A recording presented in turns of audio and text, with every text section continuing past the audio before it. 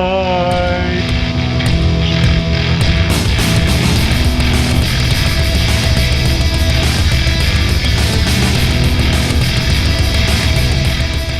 Post-apocalyptic game.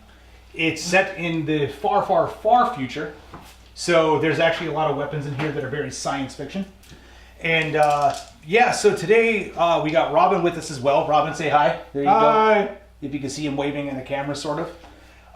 We are actually playing a couple different factions today. Nick is sitting out on this one, but I have got the Architechs, which are basically the new world order, if you want to call it that, where they are trying to preserve the tech from the old world after it was destroyed. And Robin, who are you playing? I'm playing the Palladium Athena, who are basically the big killer robots on this world. Yes, and by big killer robots, he actually means it. So, like most other Osprey games out there, you can use whatever models you want. So we're using models from a couple different companies. Model-wise, Robin, what are you using? Primarily, I've got ISC models from the game Eden by Happy Factory Games. And I've also got one model represented from Infinity by Corvus Belli. Okay. And all the models that I have on my side are actually from the Mars Attacks board game from Mantic Games. So it is the Tiger Squad, and that are painted up to look like special models that are specific for scrappers. So that is what we've got on the table. Yeah, as far as that goes, we rolled off. We already placed all of our objectives. So in this game, it's all about grabbing scrap token. And the thing of it is when you pick up the scrap tokens, you never really know what's going to happen. It could either be really awesome where you get great gear, extra money for experience. Okay, so at this point, we've already started the game. So the way that it works is because I ended up winning what was basically like their initiative. I got what was called the Edge. So I get 3 additional action tokens. Now the way that the game works is that your commander has a command stat. That is how many action tokens you generate in a round. So just to give you guys a heads up, the way that that works is that your command stat will determine how many action tokens you get. If you get the Edge, you get 3 bonus. So that's what I've got sitting over here. However, one of the things to keep in mind is that the game can actually be anywhere from 3 to 15 models, and you only have a certain amount of actions per round, so you have to determine how you want to go ahead and split your action points. In this case, I've got 7 models on my faction. I start with 6. I got 3 additional. So I'm going to be able to activate all of my models this round. However, because of the fact that I've got the 2 additional action tokens, they go away because you can only ever put 1 action token on a model. So I'm going to go ahead and just drop 1 action token by each of my models just to signify that yes, this turn all of them are going to be activating. We alternate.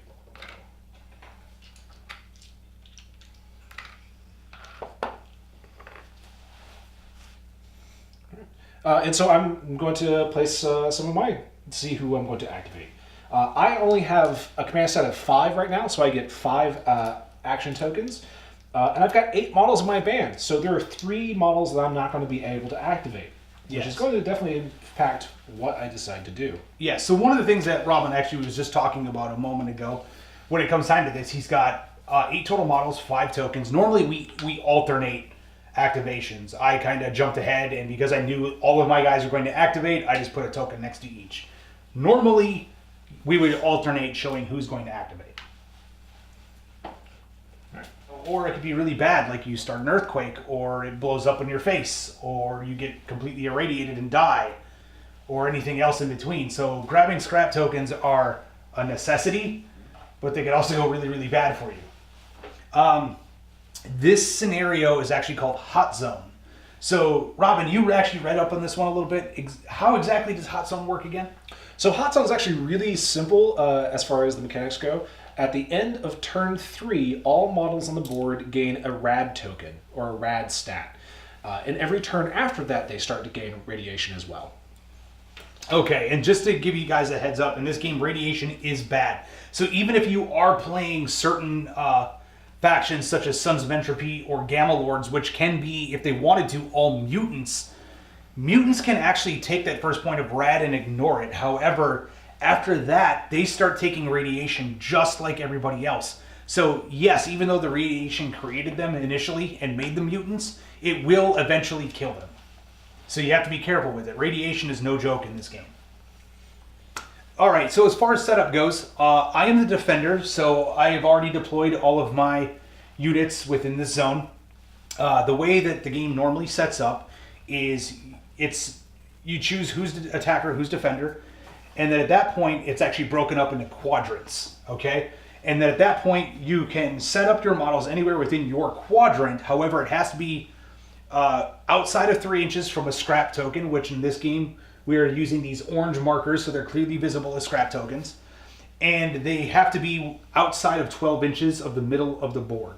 So we've already measured all that in, made sure that everyone's fallen within that category, and we're about to start turn 1. Okay, so the first thing I'm going to do is I'm going to choose which one of my models I activate.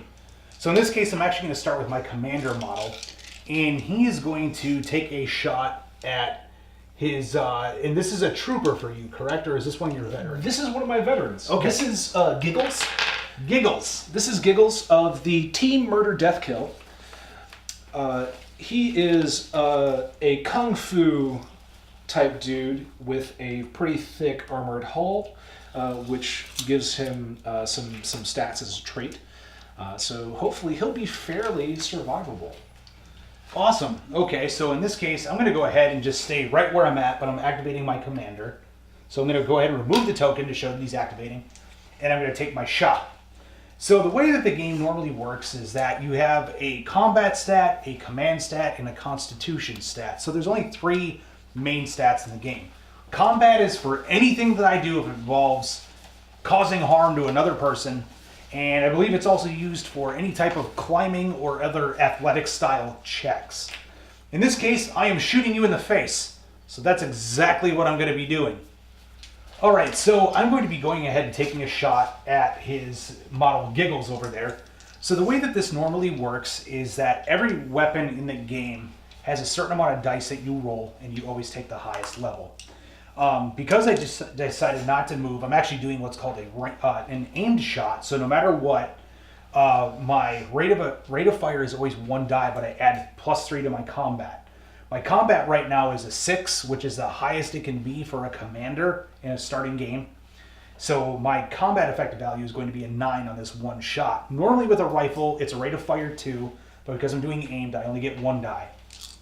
So the way that it normally works is that you have a certain amount of range in a weapon. In this case, a rifle is a range of 25. He is within 24 inches, so that means he's still within the standard range of the weapon, so I don't lose anything to my combat stat. Normally, when defending against a ranged attack, he would cut his combat stat in half for Giggles. Because of the fact that he has concealment, because of the fact I can't see the full model, he gets a total of his full combat stat for defense, and because of the fact that he is in cover. Robin, what else do you get on that? So because I have cover, I get to roll 2 dice for my defense as opposed to just 1. Right. So normally, if he was standing in some form of a concealment, he would get his full combat stat. But in this case, he's rolling 2 dice and taking the better. So where I'm rolling 1 die and adding 9, he gets to roll 2 dice and add his full combat stat. Which is a 5 for those keeping up. All right. So, wow, okay, I got a 7. I have a 7 as well, plus my 5 is a 12. And I have a grand total right now of 16. Which hurts. So I go under shot as a status effect. Now, in this particular case, I have Armored Hull, which allows me to ignore shocked. So initially, when you become shocked, you'd actually lose whatever action that you have. But I get to negate that right now because of my trait. The other thing we have to do is see whether or not he wounds me. Yes. So, Robin, let's walk through that step, since this is the first round of the game. Mm-hmm. Yeah, I gotta look up wounding. Because I know it's a check. Damage check. Yes. So I think it's Base D10 damage. plus whatever my damage is, which is 4. Yeah. D10 plus your damage plus damage bonuses. And then defender is con plus arm plus D10. So, all right. So I got an armor 3, con of 4. So 7. So I'll be looking to add 7. Yeah. Okay, so we're about to do a damage check. Now, the damage on a rifle is normally a damage of 4. So the way that it works is that I'm going to roll a d10 and add 4. The defender is always going to roll his con stat plus his armor plus a roll of a d10. So in this case, what is your grand total as far as both of those stats combined? Both of my stats combined come out to a 7. Okay, so you have a 7 versus my 4. I got a 2, so I got a grand total of 6. I have an 8 on the die, plus my 7 is 13. Okay, awesome. So I did hit you, I just did not manage to damage you. Normally, typically on models, you would be shocked. However, because of the fact that you ignore that because of your armored hull, everything's set to go for the next round. Yep. Okay, so that ends my activation. Robin, it is your turn.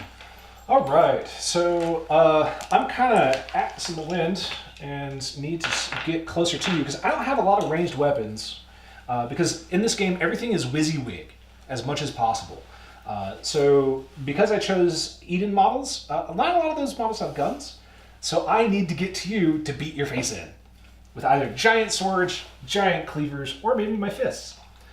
And you made Giggles angry. He's going to come after you now. And so my standard movement is 6. We'll be moving 4, and moving 2, then 4, and that'll be my standard move.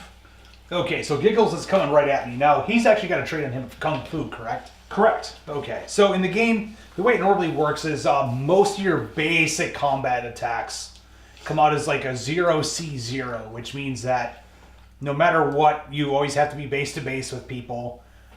Your damage bonus is a 0, which is then there's a couple of calculated things before the game starts. Usually that's only going to be a 1 or a 2. Yep. And then the C is your close combat value, which is normally your combat stat cut in half is how many attacks you get.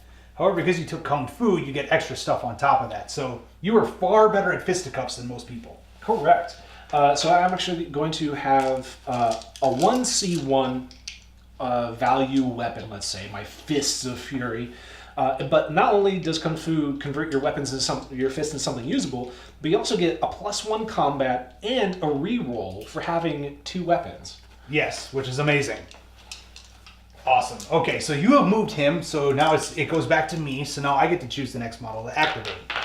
So what I'm going to do, I'm going to go ahead and take a look and see what I've got here, because I've got a ragtag group of 1 human, 3 mutants, and 3 synthetics, so I'm a mix of robots, mutants, and human.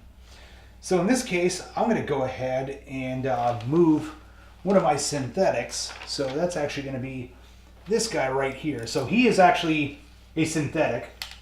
He is a mutant, however, so he's actually got a trait called cyborg. So I paid a little bit extra to have basically a mutant cyborg with the ability of Shadow Mind. And we'll get into that as soon as Robin decides to go ahead and shoot him. So I've moved up next to the scrap token. Right. So when you come into contact with the scrap token, you actually get to determine what that is. You get to make an event check to see what happens when you come into contact with that scrap token. Okay, so let's go ahead and do that. This is the first time we're hitting scrap in the game. And I'll go ahead and roll scrap right up here so that way people can see it. Alright, so I did a standard move action. So when you do a standard move action and end up next to a scrap token, you pick it up immediately. So at this point, you roll the die. And the way it works is if I roll a 7 or better, an event happens, because the way that scrap works in this game, something bad could happen, something good could happen. And if I roll less than that, then this scrap token just goes away. Basically, I just went looting through a pile of junk. If I succeed, every scrap token on the board at this point is something. Am I correct on that? That's the way I read the book. Okay, cool. If not, then the next time someone picks up scrap, at this point, if we roll a 5 or better, it triggers the event, and the scrap means something cool. After that, it is 3 or better, and then after that, it is automatic. Okay, so I'm the first one to pick up scrap, so if I roll a 7 or better, this will trigger an event, and then all scrap would mean something. I rolled a 9, so yeah. All right, so you're going to roll a d10, and that's going to be the tens position. and I'm going to roll a d10, and that'll be the ones position. Okay. And I'm going to use that and compare that against a chart, which is massive of a chart, with 100 events on it. Dear God. Okay, here we go. So I got a 7. And I have a 9. 9. So 79 is our total. A 79 is Rickety Ruins, which means, as soon as I scroll to the damn thing, all models entering buildings or ruined area terrain for the remainder of the game must pass a terrain difficulty check, or terrain check difficulty 5, and be unable to enter for fear of collapse. Models already within have to do some checks as well, which is really cool, but also not very exciting for us. Right. So, yeah, we have this whole big setup here, and we could. I don't know, Robin. What do you think? Should we choose to just accept that or ignore it? Because I want to keep some action going in the game. Yeah, let's re-roll that one and see Okay, something a cool. little more interesting. Let's just go ahead and we're gonna re-roll that. So we got a 42. Or I'm sorry, 42. Yep. 42 is scarce gear plus re-roll event. All right. Yes. So you're going to get some scarce gear, and we re-roll the event. Do you want to go ahead and re-roll the event now? Yeah, let's go ahead and do that now. I've already picked up the gear. 96. Oh God, that's gonna be bad. 96 is artifact armor. So we have 2 things to roll for you to see what they are, to know how fast I need to murder you. Never mind what I said about being bad. So I've got scarce gear and artifact armor. All right, pulling up those tables. Eventually. All right, so I picked up the scrap token, and we now know that scrap token number 1 is going to have a scarce gear and an artifact armor of some kind, which we will not determine until the end of the game. Correct. Okay, perfect. Because otherwise, the bookkeeping gets a little too crazy. You know, figuring out who's picked up what minor stuff. The fact of the matter is, I need to kill that guy before he gets off the table, so Right. that I can steal your loot. Yes, so speaking of that, the way that the game normally works is that depending upon how many models are left on the table, I could actually end up causing myself to rout based upon leaving the table. So in this case, I can actually run this guy towards the edge of the board. When he hits the edge of the board, he's off the table. That scrap is guaranteed mine. He's guaranteed alive at the end of the game. But that also means that I could end up routing a lot easier by not having him on the field as an active combatant. Correct. Okay, excellent. So that was my second action. Now you get to activate another model.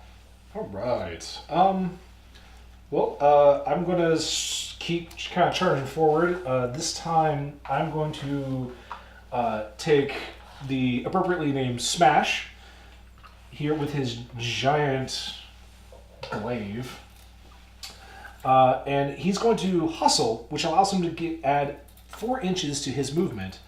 And I'm just charging forward 10 inches as fast as I can. You just stay away from me over there is what I need you to have happen right now. Oh, I'm coming for you, baby.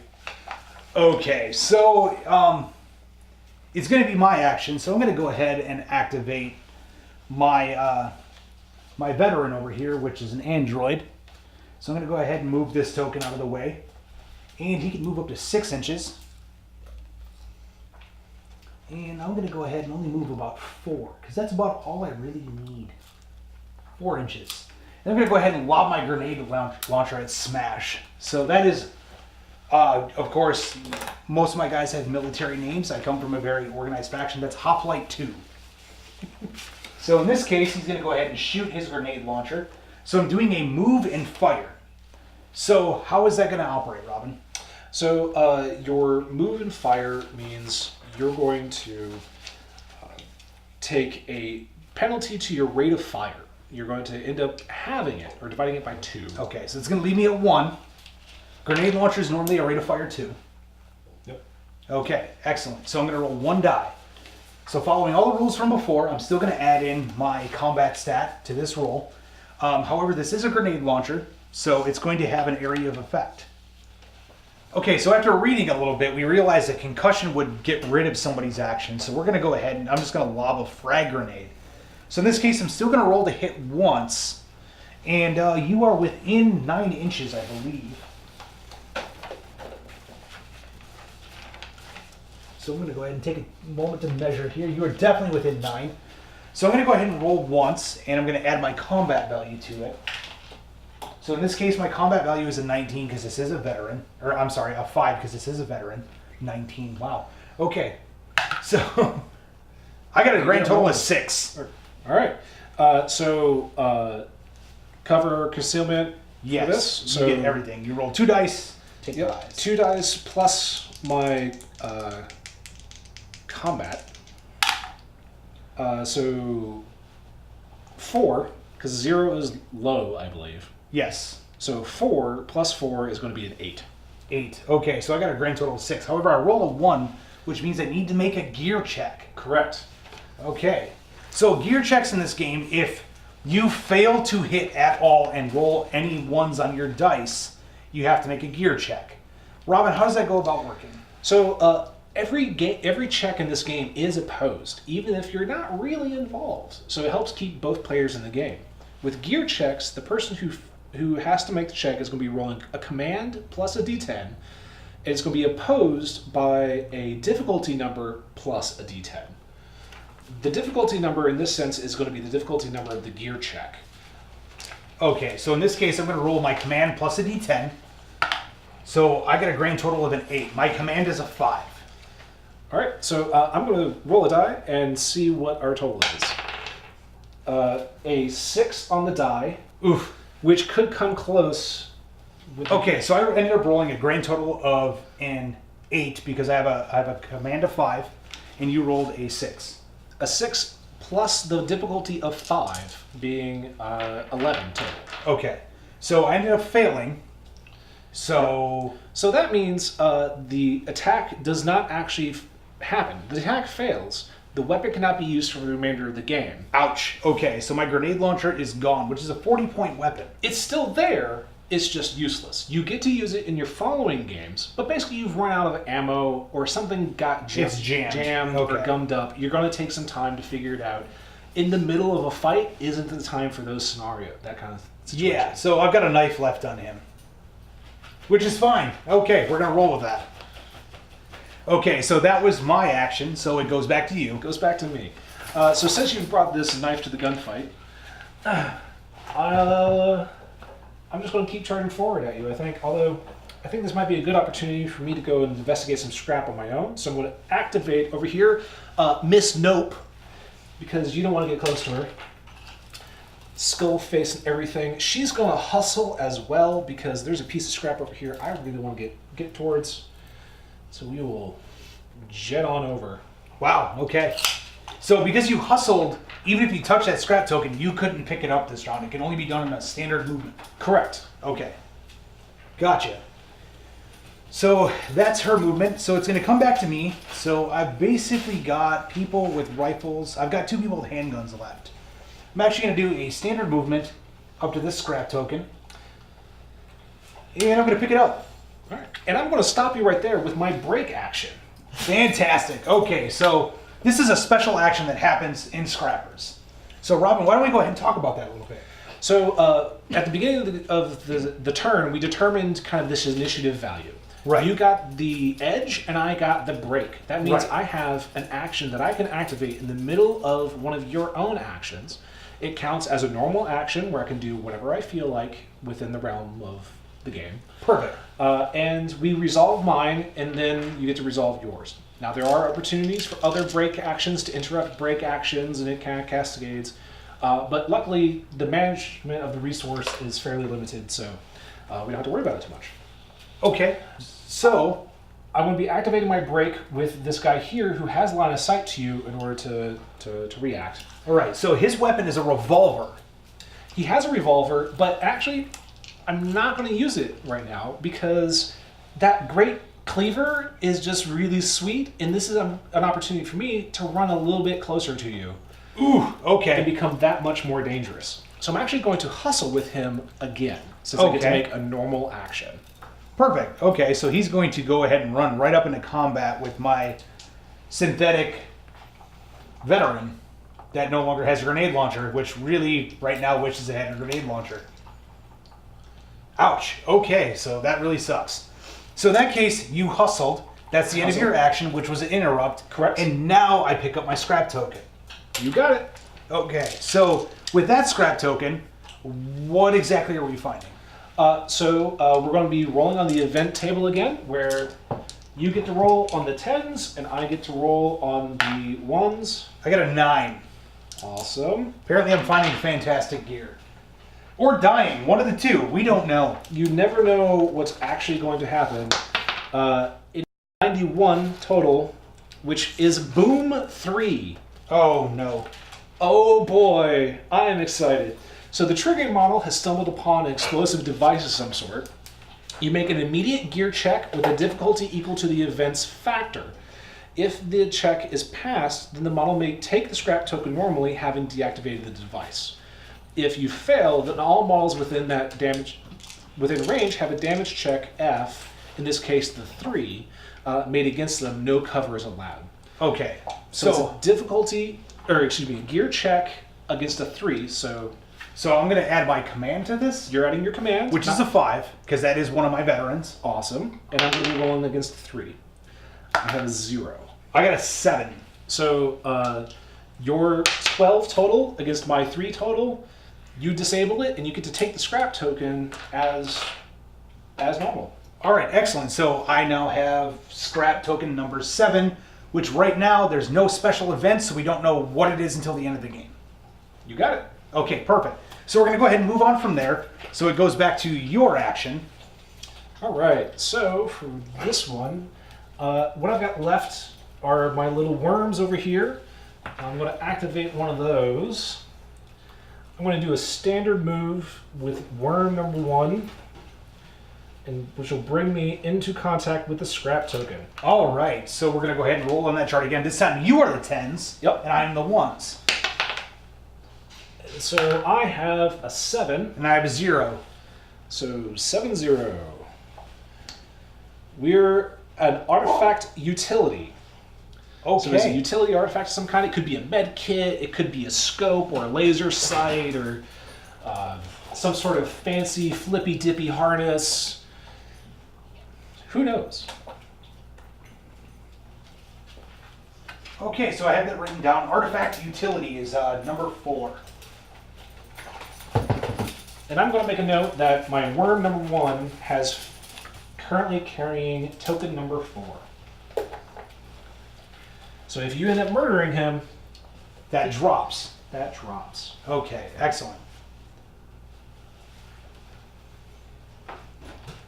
But luckily, he's pretty small. I think he's going to get away.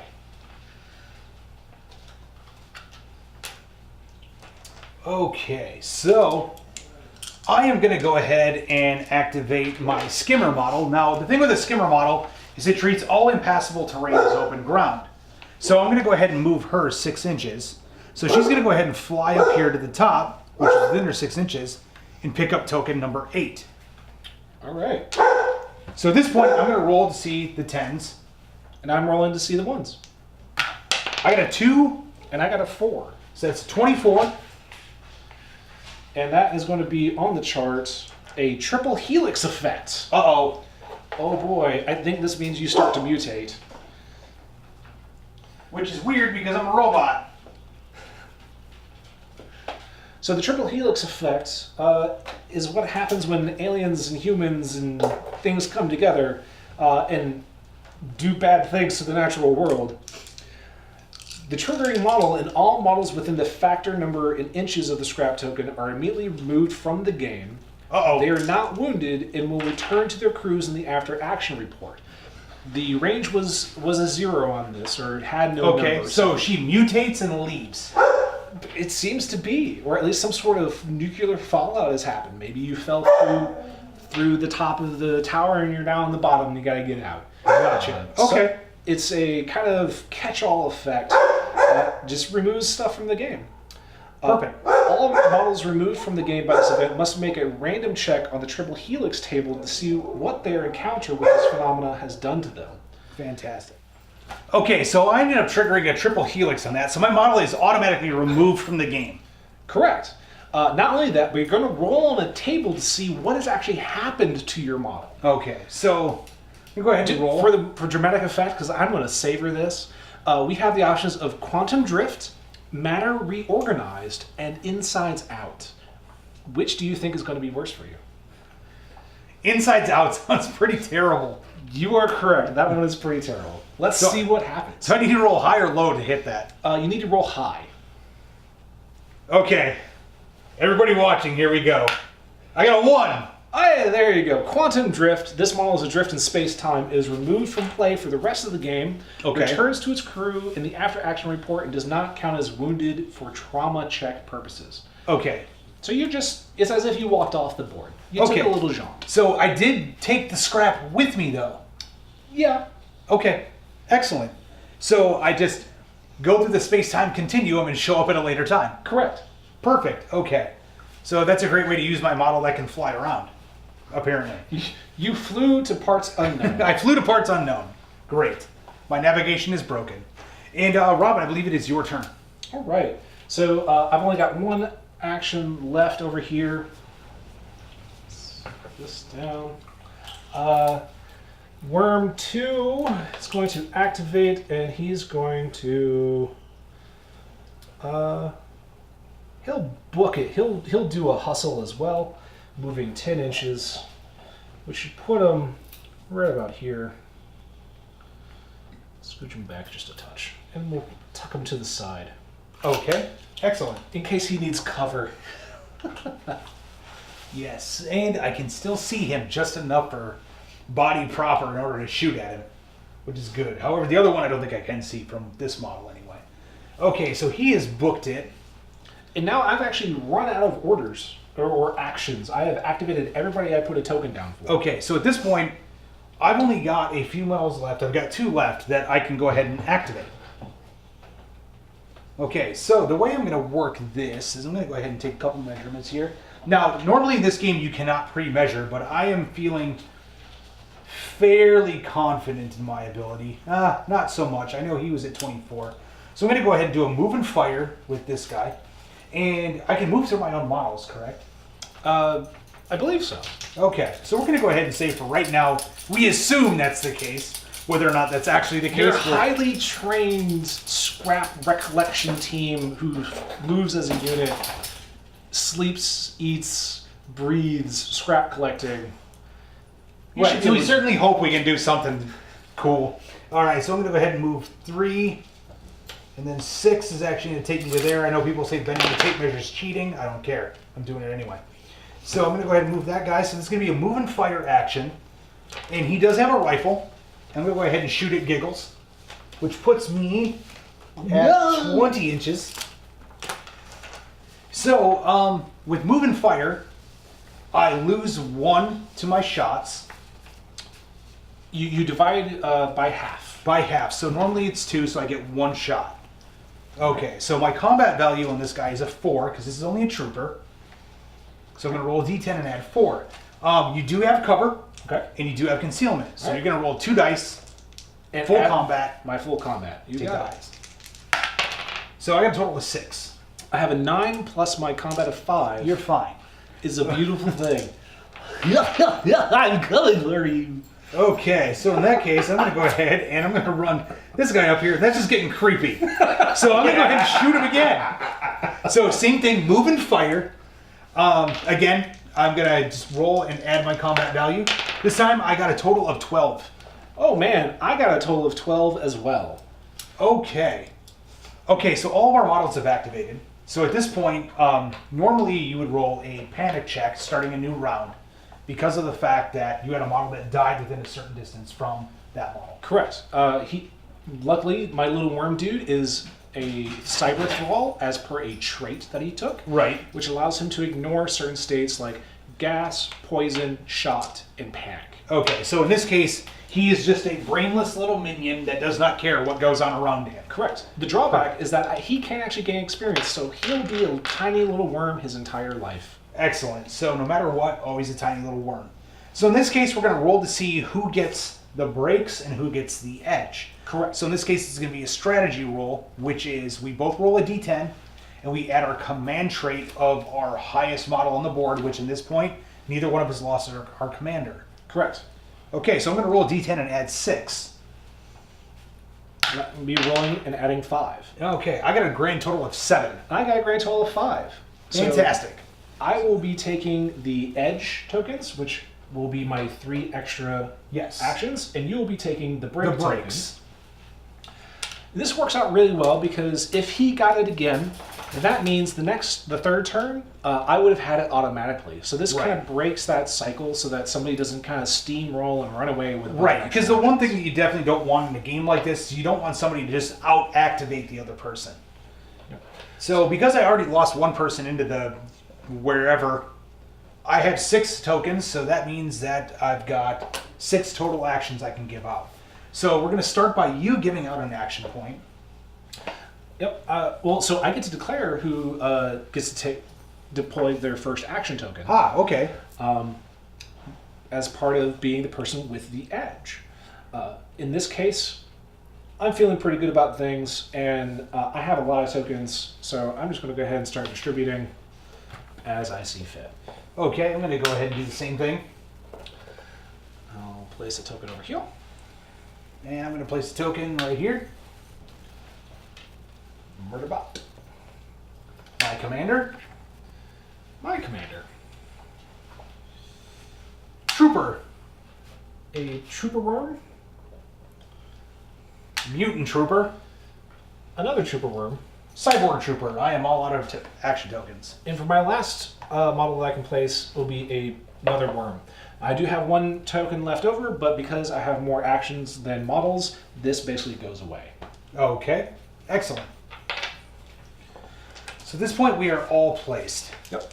Now we begin our orders and actually execution of those actions.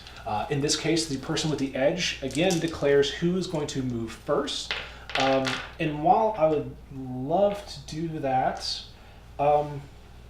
you know what? I think I'm pretty safe. You can't shoot into close combat. I don't really have a lot of dudes hanging out in the wind. So I'm going to let you act first so that you can shoot a whole lot of nothing. Okay, so I'm going to go ahead and take shots with my commander at your worm. So in this game, there's a stat called body proper, which will determine who's in cover and who's not. So the way that it works is that it is kind of a cylinder around the model. As long as the body itself can be seen and there's nothing extreme, such as guns or arms or any weird extra stuff that might be sticking off of a model, that means it makes it a legal target. I can actually see it. So in this case, I can actually see the top of its head with my model, so that means I can target it in combat. Foiled. However, just like before, I'm going to take my aim action. So I'm going to roll only 1 die, but I'm going to add 3 to my combat, which is going to bring it to a 9. Correct. So on top of that, you are going to roll 2 dice, take the highest, and add your full combat. Correct. Okay, so here we go. So I got a 9, 10, 11. I have a 5 plus my 3 is 8. 8. So I did hit you. You did hit me. Okay, so I hit you better than... So how does the damage? It's 1 point for 1 point every 1 over. Okay, so in this case, it's going to be damage is 7. Yes. Okay. Okay, so the way that this works is I beat you by 3, so that's going to add 3 to my damage total. So on a rifle, it's 4, so it's going to go to a 7. Correct. Okay, so in this case, it's going to be a damage roll of 7 versus your armor and constitution. Yep, and my armor and constitution in this instance is a 5. Okay, so I'm going to go ahead and roll die. I got a grand total of 14. Oh man, I have a grand total of 10. So you exceed and damage me. I would be knocked combat ineffective and go shocked. Normally, my model is a cyber thrall, so I don't have to worry about shocked. I would retain my action. However, you exceed my wound threshold of a 6, which means I'm just going to die outright. Fantastic. That's one way to take care of business, because I have a feeling it's going to go really, really bad for me for my veteran over here, the guy at the giant glaive. Mwahaha. All right, so that is the end of my commander action. All right. So I'm actually going to activate my dude with the glaive. We're going to initiate a close combat attack. Because why not? Vengeance is pure. Yes! And we're going to be making some close combat attacks with a giant cleaver. This is not going to go well because I'm armed in close combat with a knife. Alright. So, my base attacks for this particular model, he is a trooper, so he's not super special. He just looks big and scary. He just wants hugs. But Vengeance for Giggles dictates that I must attack you. My base attacks are 2, and I'll be using a giant cleaver, which does have a couple of traits, which kind of might fuss with things a little bit. In this case, it's Fatigue, 2 hands, and Vicious. The 2 hands means that I can't have, I must require 2 hands to use it. It's pretty straightforward. Fatigue means that I cannot make a counterattack with it, which a counterattack is when you roll to attack somebody and you fail miserably, you might open yourself up to a counterattack. Think of it as a failed check, Right. or a malfunction of some sort. Okay, so in this case, this is one of my veterans. He's got a combat of 5. So because of that, he's actually got a base attack of 2. So the way this normally works is my defense is you're going to roll your combat plus your base attack of D10. I'm going to roll my combat with a base attack of D10. So in this case, I'm rolling 2 dice. How many dice are you rolling?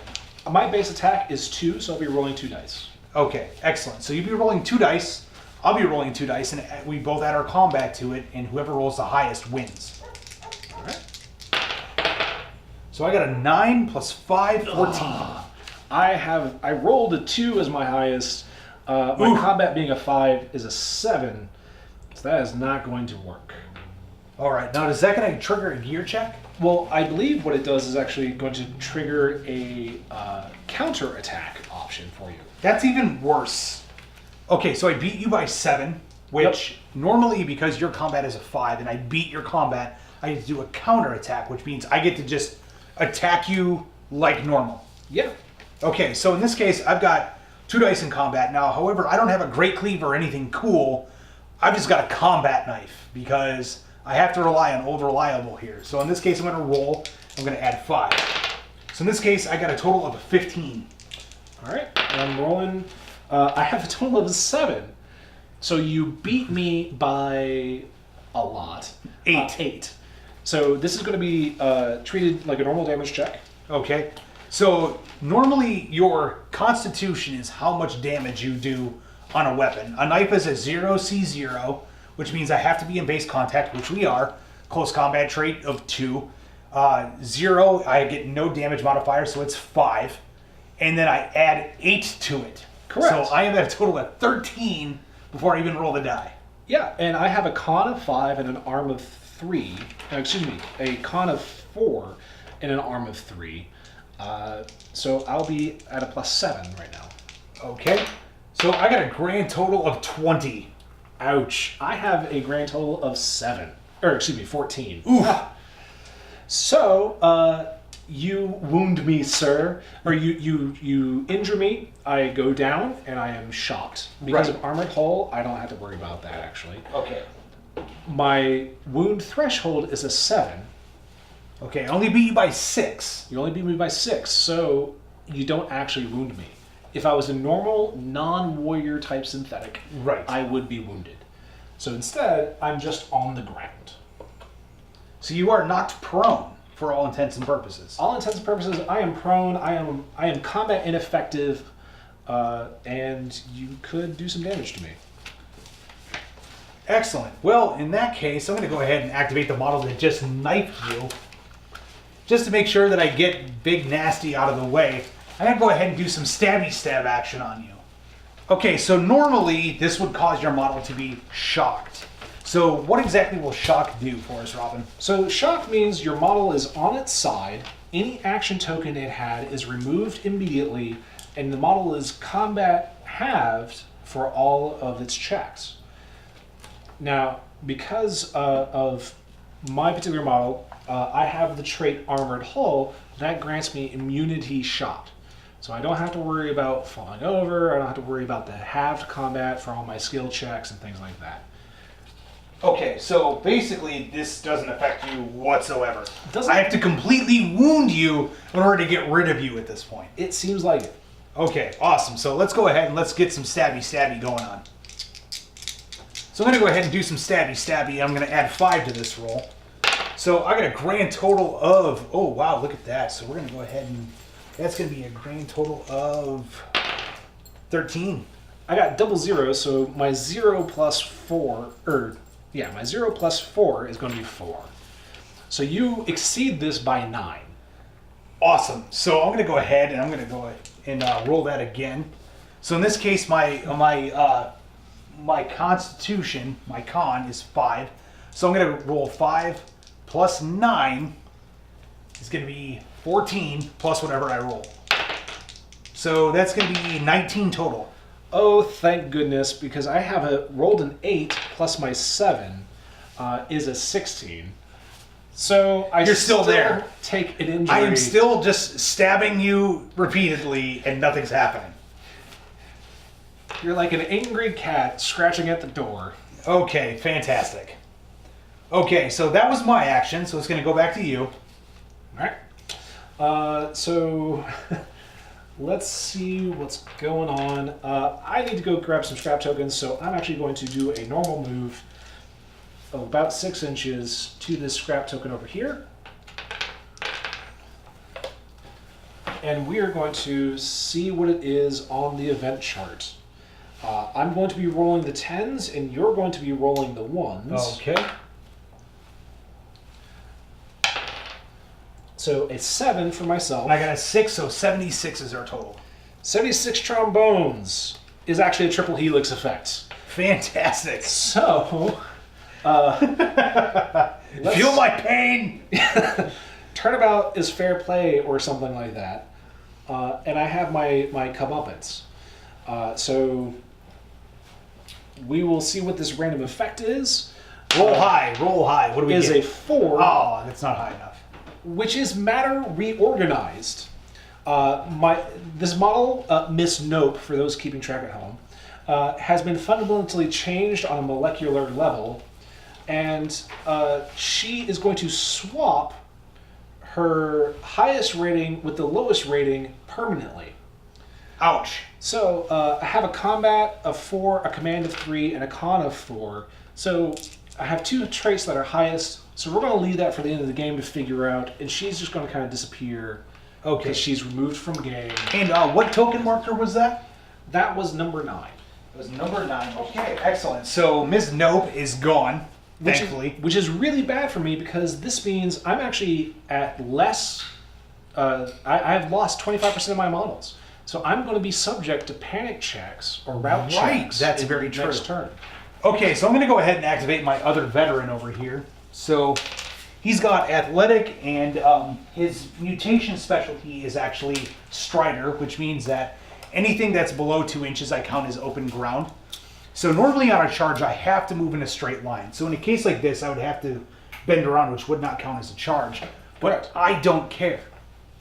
So in that case I've got a whole whopping 10 inches, which is more than enough. So I'm going to go ahead and get right into close combat with you within an inch. And I've actually got a special mutant ability called X-Ray Eyes, which allows me to basically shoot you in the face like Cyclops from the X-Men and do lots and lots and lots of damage. So I already have a +1 combat to this. So this is a veteran, so my combat's a 5, so that's now a 6 because of the X-Ray Eyes. And because of the fact I charge, it's another +1 to the combat. Correct. So I've got a total of 7. So I'm going to roll 2 dice, and I'm going to take the highest and add 7. All right. In my taking my base attacks for the defense action. All right, excellent. Now, normally in this case, you would have to roll a panic check because you are outnumbered in combat. Panic is at during the sit rep phase, so Okay. we wouldn't have to worry about that until the next turn. Okay, but because you're a giant robot, nobody cares. Correct. Excellent. So we're going to go ahead and roll the dice and see what happens.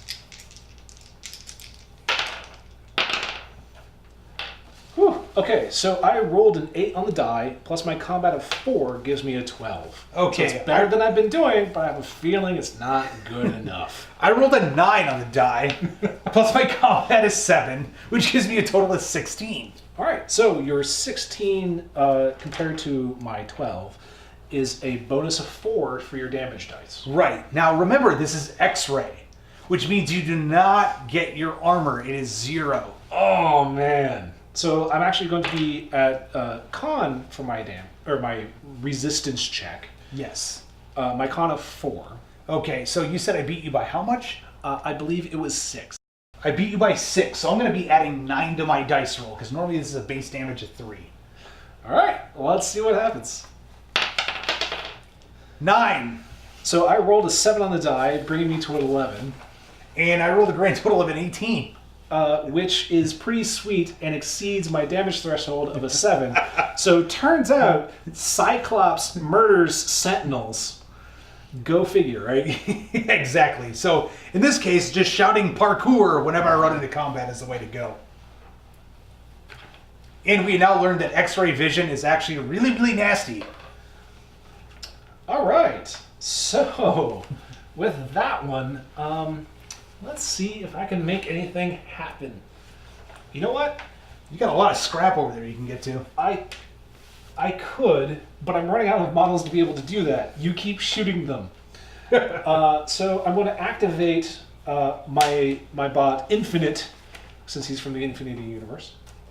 He's going to be doing a mobile fire. Uh-oh. So he's going to be moving up the stairs and shooting at me. Yep. Do you have a break action that you'd like to use before I do this?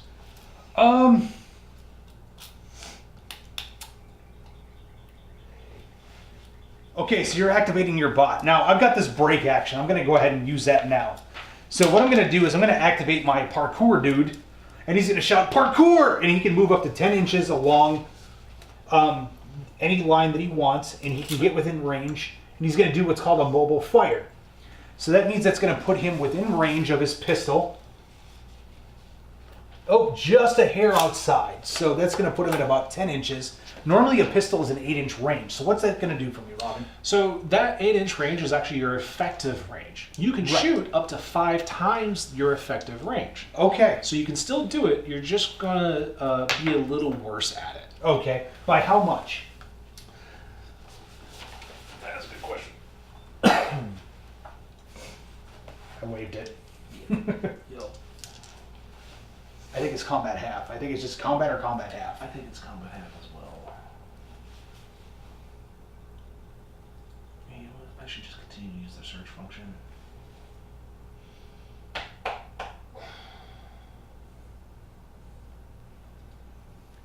Nick, you might have to watch this one. I might have waved a couple too many extra times, so just pay attention. I wasn't sure if I was in camera when I did it. Yeah, some of the ones I've seen, you know, you're kind of funny. You got your crew all set up? Yeah, I think so. 5 models. 5, yeah. Jesus. Why? When you Because the whole like 3 to 15, and Bob's always like, "Oh, you should have at least 10." So, if I didn't go with, you know, one that was almost 200 points on her own, actually I think she is 200 points now. You know what I learned? Parkour with fucking X-ray vision is amazing. So combat halved is long range penalty, and Perfect. anything over 20 inches or outside your effective range is long range. Okay, so it's a pistol, so 8. Okay, so because of the fact that you are beyond 8 inches, it's outside of my effective range, so my combat is halved. Now, normally I would, because I did a move in fire, I would only roll 1 die because the fact I got an auto pistol, it's rapid fire, so I'm always going to roll my 2 dice. So in this case, I'm going to roll 2 dice. My combat is halved. My combat's normally a 5, which is going to drop it to a 2, because you always round down. Correct. Okay, so in this case, I'm going to roll 2 dice, take the best, add 2. So in this case, I got a whole whopping 4. All right, and I'm going to be taking my D10, getting a 4 on the 10, Dividing my combat by 2, which is a 5, making it a 2. Okay. Giving myself a 6 total. Okay, so I shot at you and I missed. Excellent. So that resolves your break action. Now I get to complete my action. Yes, as you do. Normal. In this case, I am moving 6 inches. Just knock that ladder down. It's fine. It's just some yeah. stairs. Just set it down. Yeah, it's figure out how it goes back together. Coming to about there. Now you were going to try to shoot through all of this, which is going to give me concealment and cover. Oh yeah, definitely. Okay, so we're just going to go ahead and measure right across the top there. And what's the effective range on the machine gun? It is effective 25, and I'm going to make my primary target this person right here. Okay, so one of my troopers. Okay. Now the machine gun gives me a couple of different traits. One of which is direct burst. Okay. This direct burst is a direct burst 3, so there are I can allocate within a certain distance a die on each of those Okay. folks based off of my rate of fire. My rate of fire is a 4. Because it was mobile, it gets cut in half. I have rapid fire, which adds a 1. So 4 becomes a 2, becomes a 1. Or Right. a 3, excuse me. To use all kinds of confusing math. Yes. So I've got 3 dice that I can throw down range to try to hurt people. Now I really want to get this to succeed so I can shock some of those folks, because as soon as they go shocked, if they don't have any immunity, they would lose their action tokens.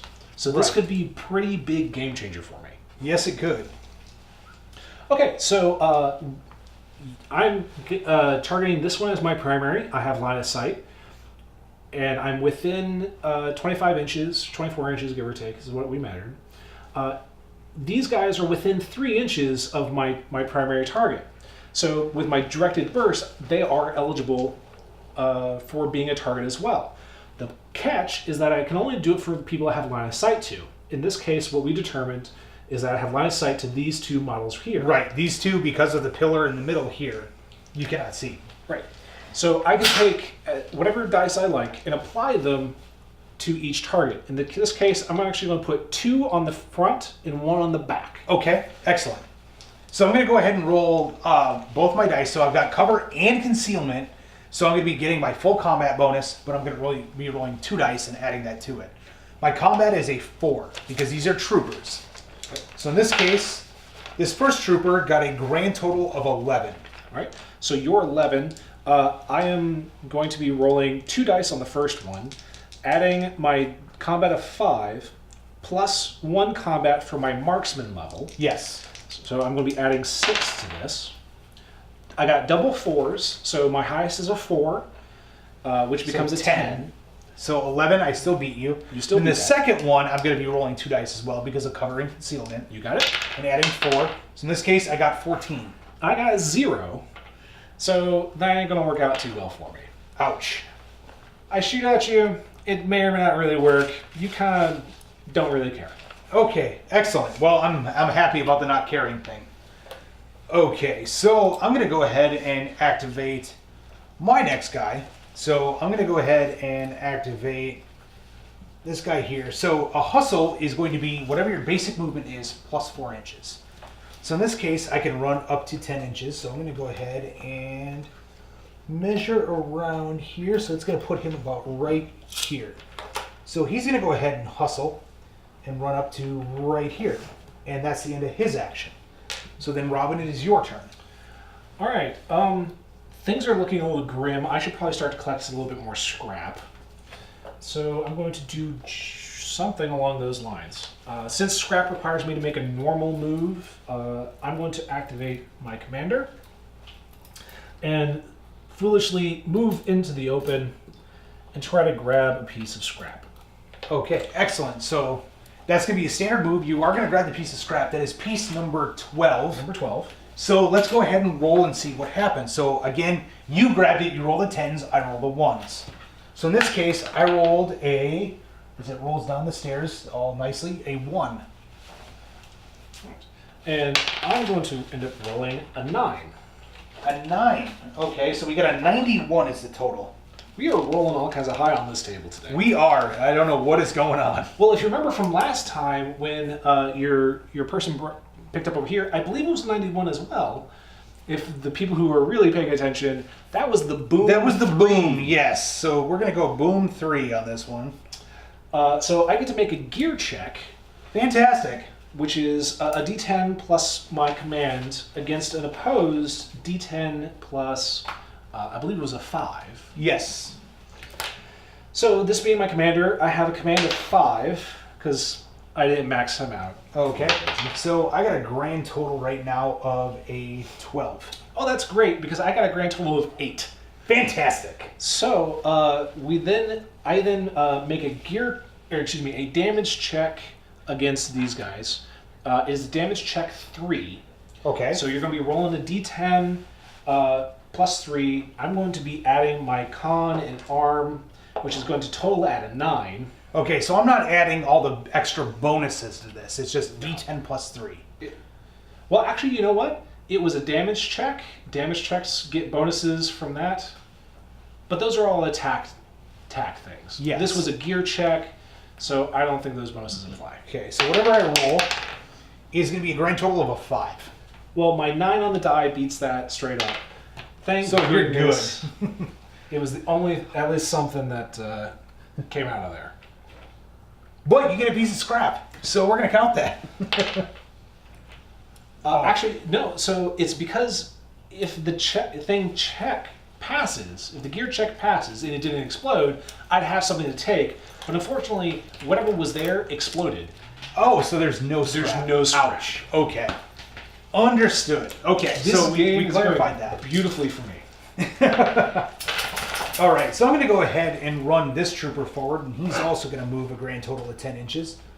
So he's going to go ahead and just run right through here, and that's his hustle action. He is done. It is your turn. All right. So he's kind of close to the front lines, and things are getting dicey. So he's going to hustle, or he's going to move actually, because he's carrying scrap. He can only move 6 inches. So his hustle isn't really going to help him. So he's just going to activate and move back down. Okay, excellent. Okay, so with that in mind, I've got one character left, and he's got a piece of scrap, so he can only move 6 inches as well. He's So- actually carrying 2 things, if memory serves. No, he's carrying the other one, but he doesn't care about this whole scrap counter because of the fact that he's Strider. Okay. So, yes, he's super fast with parkour. So, Nice. I'm going to go ahead and move him back 6 inches, and he's going to be down here on this step. That's going to be his action. All right. Okay, so that eliminates all of my actions on my troops. Okay, I've got one more dude to activate. It is another worm. We're going to activate, and we're going to hustle because there's a piece of scrap over here that could be kind of nice. So we will book it. To right underneath the set there. Okay, so it's the start of turn 3.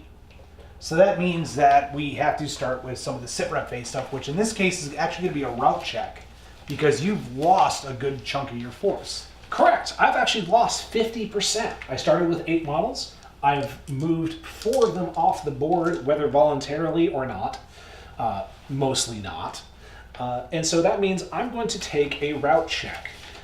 In this case, it is a D10 plus my command stat against a D10 plus however many models I've lost. In this case, 4. In this case, 4. So when you get those bigger crews going to 15 and you start losing a lot of models, it really starts to add up after a while.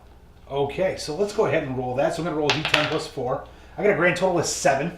Excellent. I rolled a 7 on the die, giving me a 12. Okay, so in that case, you're fine. I'm cool. Cool as a robotic cucumber.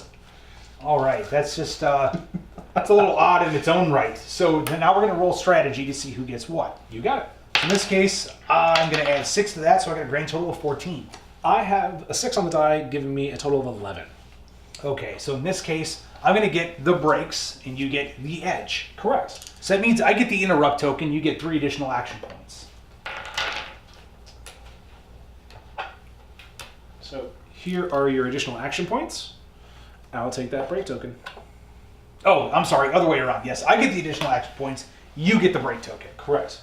And now you get to declare who starts placing actions first. Go ahead and place yours first. All right. So I've got a command of 5, and I got 4 models, so this is going to be pretty straightforward.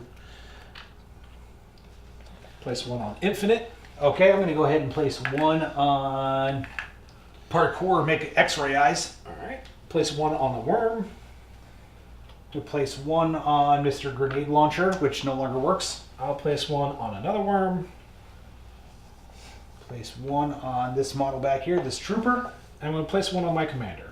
Okay, and then Mr. Or Major Badass. I'm going to place one on this, on Mr. Stabby McStabberson, and one on Mr. Human hanging out with a bunch of weirdos. All right. So because you have the edge, you now get to declare who takes first action. I'm actually going to take first action. So here's the problem, folks, is that I've actually got one model that's right across the way here with this giant machine gun that is going to cause me a lot of issues. So you should be within 8 inches, which you are. So I'm going to go ahead and X-ray eye you to death. Oh, no.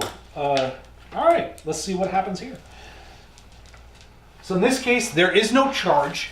However, my X-ray eyes is a level 1, which gives you +1 to my combat, which is combat is 6. I'm going to roll 2 dice. All right. Is this a ranged or a close combat attack? It is a ranged attack, but you lose all cover. All right. So I'm going to be at combat divided by 2. So combat half. Plus 1d10. So my combat currently is a 5, which is going to become a 2. And since I don't get concealment or cover, that's what I got. Right. So my combat's a 6. And I got a grand total of 12. I got a 5 plus my 2 is a 7. So you beat me by 5. Excellent. Damage on this is a 3, which makes it an 8. Makes it an 8. You do not get armor because of X-ray. Correct. All right, so my con is 5. So let's see what happens. All right, I got a grand total of 13. I have a 9 on the die, plus my con of 5 is a 14. So, eat it. All right, I'm going to take that one. That's fine. All right, so this sounds like a really sweet opportunity to go murder. I'm going to be using a normal ranged attack action with my bot Infinite. So, my bot has a machine gun on it. He has a couple of traits that help him out with this scenario.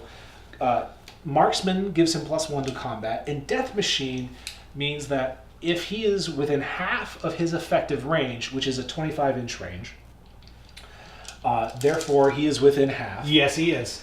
He gains the brutal trait on his weapon.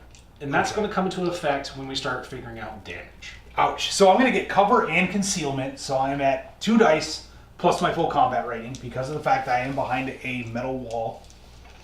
Yep. And I've got 4 dice for my rate of fire. Ouch. So at this point, my effective combat rating is a 5. And mine is a 6. I have a 15. So my highest die was an 8, plus that 6 brings me to a 14. All right, so luckily I dodge all of that.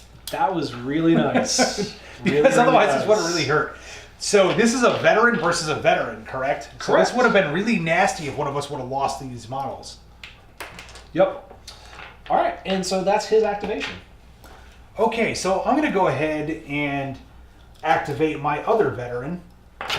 Whoops, I'm going to go ahead and just flip all the terrain right over here.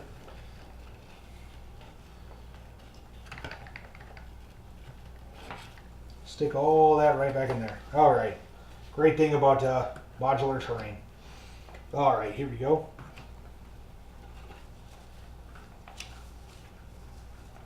So I'm going to go ahead and activate him. Now he only moves 6. Now, for him that you activate, I can actually see anything. So, or this is the guy you're activating? Yes. So when you declare his action, what action are you declaring? I'm going to be climbing up here and grabbing this token. That's lovely because I'm going to use my break action. Ouch. Okay.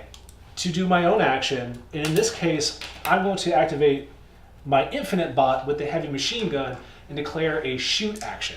Okay, so again, what I'm going to be doing here is I'm going to be rolling 2 dice, adding my combat value to it because I do have concealment and cover. And I've got my 4 dice again. It's 5. So I got a 6 on the die, plus a 6 is going to be a 12. Okay, I got an 8 on the die, plus my 5, which is going to be a 13. Ah, so close. All right, so I'm going up here grabbing this action token. All right. So normally the way this works is that because of the fact it's a ladder, we're just standard movement right up the ladder. There's no special checks that need to be made. So now at this point we need to go ahead and roll to see who or what's going to happen to me. So I've got the 10s. I got a 5. I got a 0. So 50 straight across. This is the lowest one we've had so far. That's going to be irradiation 7. Ugh. So it seems like the middle range of things is kind of the worst thing. When this event is revealed, the triggering model immediately gains 1 rad to its profile. The scrap token is removed and replaced with a 25mm radiation token of the event factor listed. At the end of each action phase, after the last model has executed this action, both players will measure from the base of the radiation token on the board, and any models within the radius set by the event factor gains 1 rad to its profile. Wow. So anybody within 7 inches of that barrel of doom gains a rad token, or a rad stat. Okay, so he's a radiation of what now? You gain 1 rad statistic counter, and that's it. Okay. And if you stay within there at the end of the action phase, you will gain another. Okay, so we're going to go ahead and use the gold cubes for the radiation. Now, radiation is a statistic that you track just like command or combat or anything along those lines. It's something that accrues with your models and stays with them just like experience. At the end of a game, you can decide that the next game they'll sit out and they get to reduce some of their rad, and then which is going to be super important at the end of this turn because that's when everybody on the board starts to collect radiation. Right. Due to the hot zone game effect. Correct. So he's already on his way to becoming an irradiated pool of goo. Which I am not a fan of. Okay, so he's got radiation of 1 on him right now, but his radiation radius is a 7. Yeah, so anybody within 7 of this token is going to generate radiation at the end of the action phase. This is not fun. Okay, so I need to run away from him. Yeah. So he's just irradiated. This is the token you want to get away from. Right. He doesn't. He can stay where he is if he really wants to. He'll just eventually melt. Well, he's a mutant. He's fine. All right. So advantages of being a mutant. Yeah. So what Tim's referring to is mutants get to ignore the very first radiation dose they take. So because we are radiated men and women. He may ignore this one, but the one from the table he'll end up taking. Yes, that's very true. So I need to be able to start moving towards the table edge as fast as possible in order to make sure that none of my characters die from radiation this round. You got it. All right, so I'm still on my quest to collect stuff. In this case, I'm going to be moving my worm. He's going to hustle. He's going to go underneath the stairs and come just out of contact with that scrap token. Burn. Okay. So I've still got a couple actions left, so this is going to be just a standard movement to this scrap token here. All right, so I'm going to go ahead and roll my die. I got a 4. All right, and I have a 4 as well. So 44. What do we got? The Wandering Warbot. Oh man, this is going to be so exciting when he comes to melt your brains. Yeah, we're going to start to move backwards and get my commander out of the way because that could suck. Getting shot? So he's carrying some scrap, or no, he doesn't have any scrap because it exploded. So he's actually going to hustle and come back just a little bit further than he might normally otherwise. Okay. So he's going to go ahead and he's going to do his hustle. He's going to come over here to these stairs because... You don't want to stay within the... No, radiation? I do not want to stay within the radiation. Yes. And for my last act of valor, my worm over here is pretty close to the edge. He's carrying some scrap. I want to get him off the table. And my commander, with one of his last acts of valor, is actually going to run behind this guy on the stairs like a brave boy.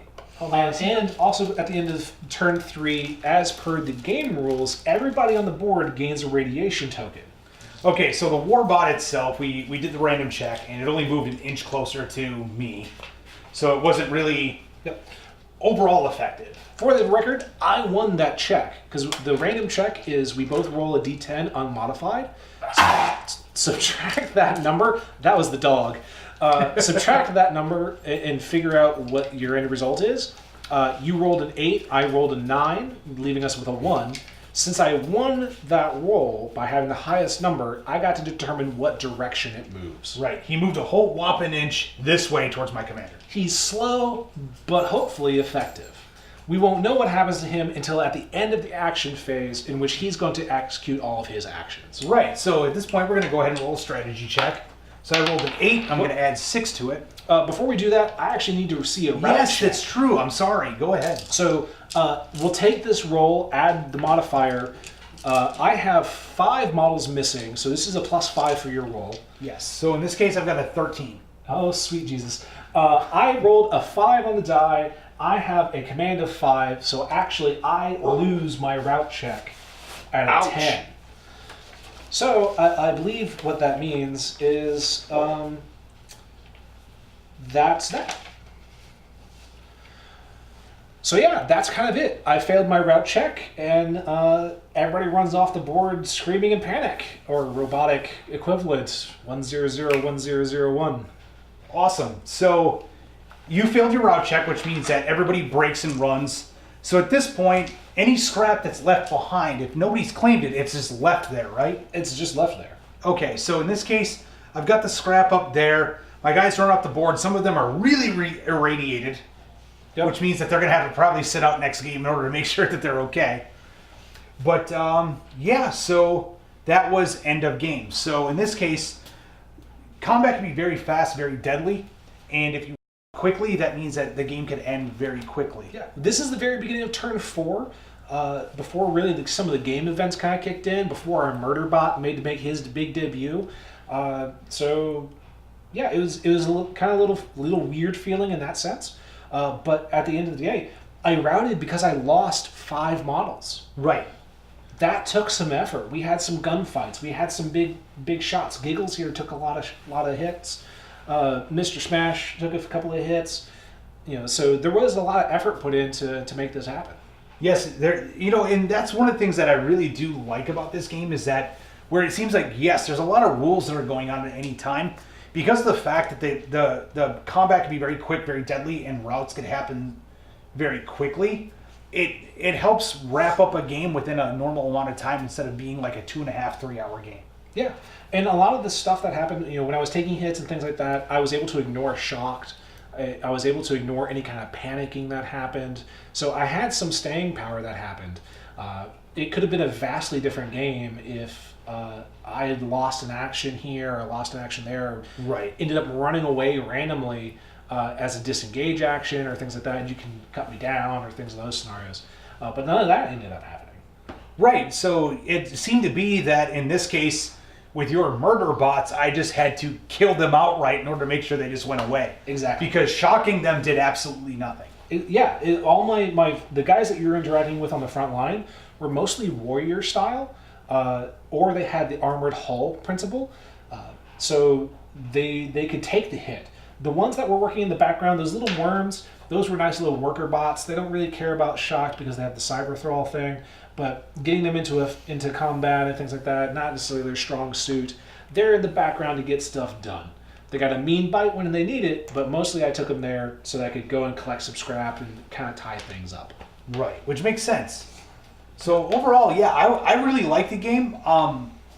Personally, I think that this game definitely needs a lot of terrain like we have here. Just because of the fact that combat can be so lethal. I know sometimes people look at a game that's on a 4x4 and they think that a little bit of terrain is okay.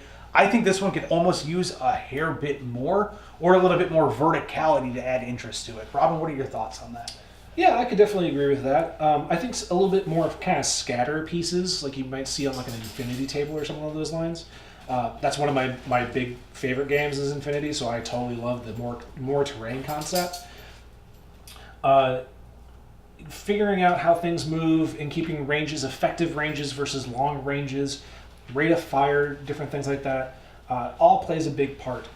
One thing I went into this game being really concerned about was whether or not having a close combat weapon or a ranged weapon or both was an important thing. I was really concerned because of the WYSIWYG rules that taking a lot of Eden style or the Happy Games Factory products, models that had mostly close combat gear, samurai robots with swords. I was concerned that not having a lot of ranged weapons would be a downfall. I didn't really feel that way. I know I didn't really get a lot of close combat in here, but because I was able to convert that into movement, a lot of your dudes didn't really cross the halfway point. Right. I'm pretty much still in the same area of where I deployed. Yeah, I kind of moved a little bit, a decent amount. I had some movement across a quarter. I had some stuff move a similar amount and kind of started to shift my line around in order to take advantage of the ladder points and things that allowed me to climb up, and where tokens were placed for scrap. So I felt like I was able to kind of leverage movement a little bit and not worry about being kind of combat ineffective at range. Right. Which makes sense, and I think that's the other reason why, like in a game like this, so in the Scrapper's Rulebook, it does say that you want 40 to 50% of the table covered in terrain. So I think that's a good way to look at it, is that in a case like yours, where you definitely made more of a melee-heavy army, it will make it more effective for you to get into combat because of the fact that you have the cover, you have the concealment, and everything else that leads up to it. So I can sit here and shoot and shoot and shoot all day long, but if I can't damage you or hit you, you're going to get in there to do some serious damage. Exactly. But having one fairly effective piece for range is pretty nice, because if you are that break player and you have that for using an Infinity term, the ARO, the reactive order, that break order was really helpful because I wasn't just charging or moving or converting that into things that may not be as effective. So having that at least one decent ranged weapon in there was kind of nice, so I could take a pot shot as you were climbing a ladder. Right. Excellent. So overall, yeah, I approve of this game. I really like it. I like. At first, it seems a little confusing because of the fact that like everything in the game is an opposed dice roll.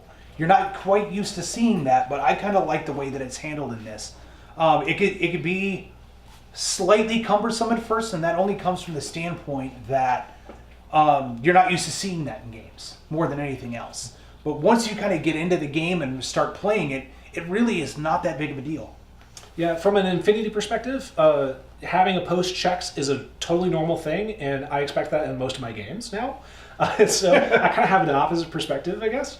The thing that confused me the most probably was the language. Edge, whether it's a route check, a panic check, a damage check, a resistance check, a attack check, a defense check, all these things have individual words and meanings to them, because words have individual meanings. And so when you talk about making an attack, instead of making an attack roll or attack check, you're making two kinds of checks in that one action. Yes. And so that's, for me, got a little clunky with remembering what referenced what in the rules and how different things interacted with each other. But at the end of the day, it's pretty straightforward. It's D10 plus your combat, or your combat halved, or your con, or your con halved. Like the mechanics are super simple. The language just was a little something. Excellent. Well, folks, that's going to wrap up the first portion of the playthrough on Scrappers, and we will see you next time.